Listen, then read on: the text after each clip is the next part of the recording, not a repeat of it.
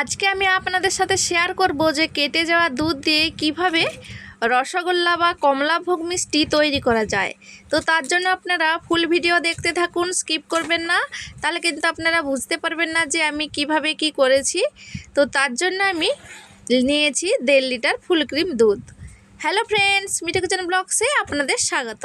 আজকে আমি নরম তুলতুলে কমলাভোগ বানিয়ে দেখাবো, তাও আবার কেটে যাওয়া দুধ দিয়ে। তো 1.5 লিটার দুধ আমি রাত্রেবেলা 11টার সময় গরম করেছিলাম। গরম করে সরাসরি গ্যাসের মধ্যেই ঢাকা দিয়ে রেখে দিয়েছিলাম। তারপরে যখন সকালবেলা 10টার সময় ঘুম থেকে উঠে দেখি যে দুধটা যখন গরম করতে যাই যে দুধটা দানা দানা হয়ে গেছে, তখন ভাবলাম এই দুধটা কেটে গেছে, কি করা যেতে পারে। তখন আমি 1 সিপি বা 2 চামচের মতো ভিনিগার নিয়েছি। ভিনিগারে জল মিশিয়ে তারপরে আমি ছানাটা তৈরি করে নিয়েছি। ছানাটা ভালো করে তৈরি করে ভালো করে ছেঁকে ফ্রিজের মধ্যে রেখে দিয়েছিলাম। তো দেখুন এভাবে ডালা পেকে গেছে। তারপরে আমি এই মিক্সার জারের মধ্যে ছানাগুলো দিয়ে দিচ্ছি হাফ চামচ গোটা চিনি দিয়ে ভালো করে মিক্সার গ্রাইন্ডারে একটু ঘুরিয়ে নিয়েছি। এই কেটে যাওয়া ছানা কিন্তু হাত দিয়ে কিন্তু মিহি করে ভালো করে মাখানো যাবে না। একে আমি মিক্সার জারের মধ্যে এভাবে করে বেটে নিয়েছি। দেখুন খুব সুন্দর মসৃণভাবে একদম নরম তুলতুলে হয়ে বাটা হয়ে গেছে, একেবারে নরম মাখনের মতো হয়ে গেছে, এমনভাবে বাটা হয়েছে খুব সুন্দর একেবারে। তারপর আমি প্লেটের মধ্যে নিয়ে নিয়েছি। এর মধ্যে কিছু শুকনো উপকরণ দিয়ে দিচ্ছি।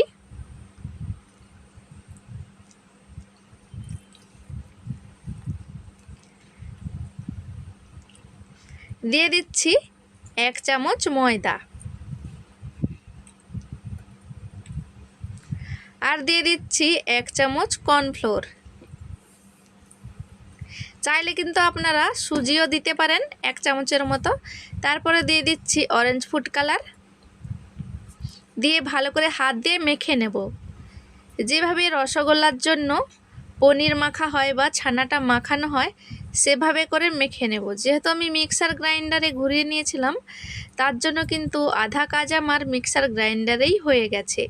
খুবই নরম তুলতুলে দেখুন একেবারে ছানাটা তৈরি হয়েছে, বেশি মাখানোর দরকার পড়বে না, একেবারে মিহি করে কিন্তু মাখনের মতো বাটা হয়ে গেছে। যেহেতু কালারটা দিয়েছি, চিনিটা দিয়েছি, ভালো করে একটু আমি হাত দিয়ে মেখে নেব। হাতের তালু দিয়ে ঘষে ঘষে ভালো করে মেখে নেব, যাতে কোনো রকম দানা ভাব না থাকে।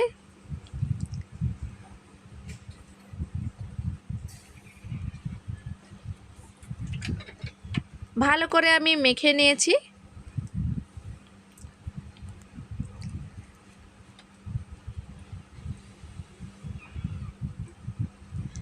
এইভাবে কিন্তু হাতে তালু দিয়ে ঘষে ঘষে মেখে নিতে হবে।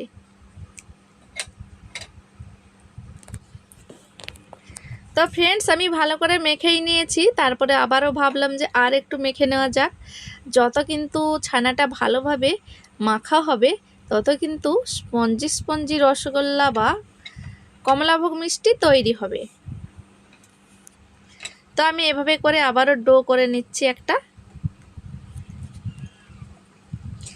দেখুন হাত দিয়ে দেখে দিচ্ছি, খুবই মসৃণ একটা ডো তৈরি হয়েছে বা ছানা মাখা হয়েছে।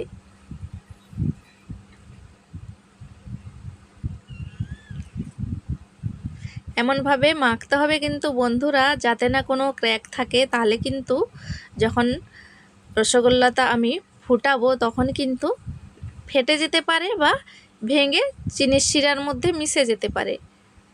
তার জন্য খুবই সাবধানে কিন্তু ভালোভাবে এভাবে করে মেখে নিতে হবে। আর মাখবো না বন্ধুরা, অনেক মাখা হয়ে গেছে।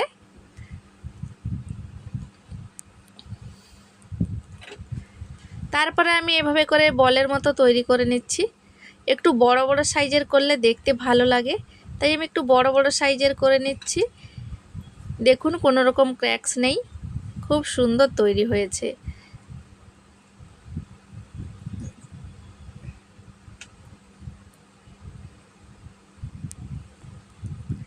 আমি একটু ঢাকা দিয়ে রেখে দিচ্ছি। এদিকে শিরাটা প্রথমে তৈরি করে নিচ্ছি। আমি 700 গ্রামের মতো জল দিয়েছিলাম কড়াইয়ের মধ্যে, আর 500 গ্রামের মতো চিনি দিয়েছিলাম। ভালো করে মিশিয়ে নিচ্ছি জলের সাথে চিনিটাকে, একটু ঘুলে নিচ্ছি। দুটো এলাচ দিয়ে দিচ্ছি ফাটিয়ে।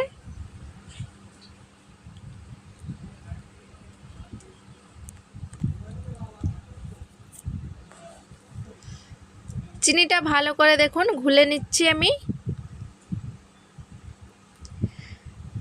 ফ্রেন্ডস, এই রেসিপিটা কিন্তু একদমও স্কিপ করবেন না, তাহলে কিন্তু বুঝতে পারবেন না। কেটে যাওয়া ছানা দিয়ে কমলাভোগ তৈরি করা খুবই কঠিন কাজ।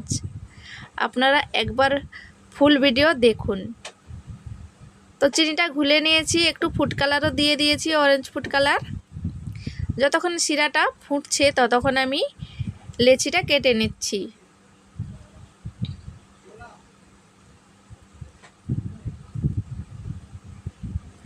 এভাবে করে দেখুন সেম সাইজ করে লেচিটা আমি কেটে নিচ্ছি। এখানে আমার মোট 11টা মিষ্টি তৈরি হবে। তারপরে আমি হাত দিয়ে হালকা হাতে ভালো করে দেবে দেবে গোল করে নেব, যাতে ভালোভাবে এক সমান গোল হয় আর কোনো রকম ক্র্যাকস না থাকে। ফ্রেন্ডস, পুরো ভিডিওটা দেখুন। ভিডিও ভালো লেগে থাকলে লাইক কমেন্ট শেয়ার করে চ্যানেলটিকে সাবস্ক্রাইব করার অনুরোধ রইল। বন্ধুরা, আপনারা কে কে বাড়িতে এই কেটে যাওয়া দুধের ছানা দিয়ে মিষ্টি তৈরি করে খেয়েছেন কমেন্টে জানাতে অবশ্যই ভুলবেন না। দেখুন কত সুন্দর একটা বলের মতো তৈরি করে নিয়েছি, কোনো রকম ক্র্যাকস নেই বা ফাটা দাগ নেই। দেখুন এভাবে সবগুলো গোল করে নিচ্ছি আমি।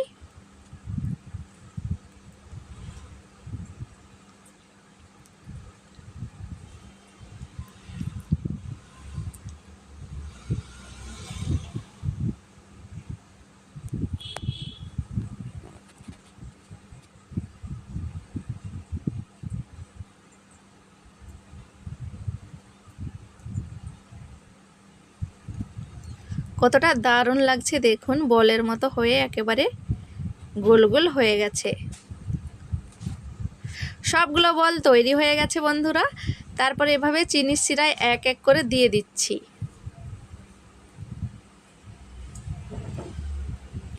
প্রথমে আমি একটা দিয়ে চেক করেছিলাম যে কেটে যাওয়া দুধের আমি মিষ্টি বানাচ্ছি, যদি চিনি শিরার মধ্যে ঘেঁটে যায় বা ভেঙে যায়, তার জন্য আগে থেকে আমি একটা বল দিয়ে চেক করেছিলাম। তো সবগুলো মিষ্টি আমি চিনি শিরার মধ্যে দিয়ে দিয়েছি। তারপরে একটু ফুটে গেলেই ঢাকা দিয়ে দিয়ে মিষ্টিটা সেদ্ধ করে নেব। তো দেখুন কত বড় বড় হয়ে ফুলে গেছে। একটু চামচের পেছন পাশটা দিয়ে একটু চিনি শিরাটাকে একটু নাড়িয়ে দিয়েছি। দেখুন কত বড় বড় হয়ে গেছে। একটা খেলে পাগল হয়ে যাবেন বন্ধুরা, এতটা দারুণ স্বাদের হয়। আমি আবারও ঢাকা দিয়ে দিচ্ছি। দেখুন কত বড় বড় হয়ে ফুলে গেছে। আবার আমি একটু জল দিয়ে দিচ্ছি। এভাবে করে সাবধানে জলটা দিতে হবে, কিন্তু যেহেতু জলটা কমে এসেছে তার জন্য আমি একটু জল দিয়ে দিচ্ছি। জলটা দিয়ে আবার যখন ফুটে উঠবে তখন আবার একটু ঢাকা দিয়ে দেব।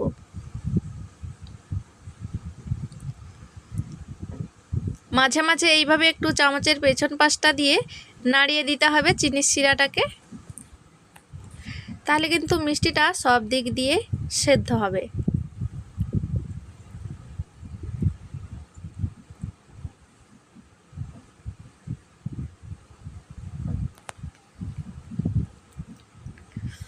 কেটে যাওয়া দুধের ছানা দিয়ে এভাবে আপনারা বাড়িতে তৈরি করে অবশ্যই দেখতে পারেন। তো মিষ্টিটা দেখুন সেদ্ধ হয়ে গেছে, দেখেই বুঝতে পাচ্ছেন। ঠান্ডা করে আমি নামিয়ে নিয়েছি, প্লেটের মধ্যে সাজিয়ে দিচ্ছি। আর মিষ্টির গায়ের এই ফাটা ফাটা দাগ দেখে আপনারা নিশ্চয়ই বুঝতে পেরেছেন যে মিষ্টিটা কতটা জালিদার হয়েছে আর কতটা সফট হয়েছে বা নরম হয়েছে। আমি কোনো রকম বরফ জলের মধ্যে ডুবোইনি বন্ধুরা, কোনো রকম রস নিংড়ানো হয়নি। আমি এই চিনির শিরাটাকেই একটু কম করে নিয়েছিলাম, একেবারে নামিয়ে নিয়েছি। প্লেটের মধ্যে সাজিয়ে নিয়ে দেখাচ্ছি কতটা লোভনীয় লাগছে বন্ধুরা। দেখুন, আপনারা ভাবতেই পারবেন না বা বিশ্বাসই করতে পারবেন না যে কেটে যাওয়া দুধে ছানা দিয়ে এভাবে মিষ্টি তৈরি করা যায়।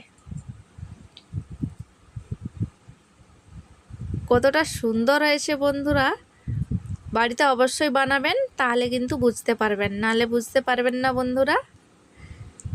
আমি একটা কেটেও দেখাবো আপনাদের।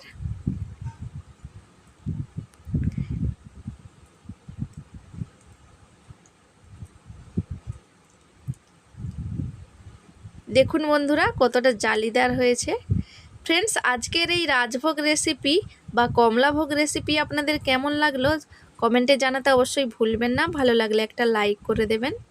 তো ভিডিওটি আমি এখানেই শেষ করছি, দেখা হবে পরবর্তী ভিডিওতে নতুন কোনো রেসিপি নিয়ে। মিষ্টিটাকে আমি নাড়িয়ে চাড়িয়ে কেটে আপনাদের দেখিয়ে দিয়েছি যে কতটা পারফেক্ট হয়েছে, কতটা দারুণ হয়েছে। তো বাড়িতে অবশ্যই ট্রাই করবেন বন্ধুরা। তো আপনারা সবাই ভালো থাকবেন।